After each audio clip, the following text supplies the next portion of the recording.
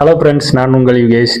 ரீசெண்டாக ட்ரெண்ட் ஆகியிருக்க இந்த Penguins video பற்றி நான் உங்களுக்கு தெளிவாக எக்ஸ்பிளைன் பண்ணுறேன். அதுக்கு முன்னாடி என்ன ஃபாலோ பண்ண மறந்துடாது. 2007 வெர்னர் ஹெர்சாக்ன்ற ஒரு டாக்குமெண்ட்ரி ரிலீஸ் பண்ணுறாரு.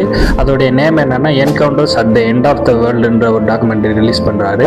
அதில் பென்குயின்ஸை பற்றி ஒரு தெளிவான டீட்டெயில்ஸ்னு சொல்லியிருக்காரு. பெரும்பாலும் பென்குயின் வந்து அண்டார்டிக் போன்ற பனி பிரதேசங்களில் தான் வாழும். அதனுடைய லைஃப் சர்க்கிள் வந்து ஜூன் மாதத்துலேருந்து ஜூலை மாதத்துல முட்டை போடும்.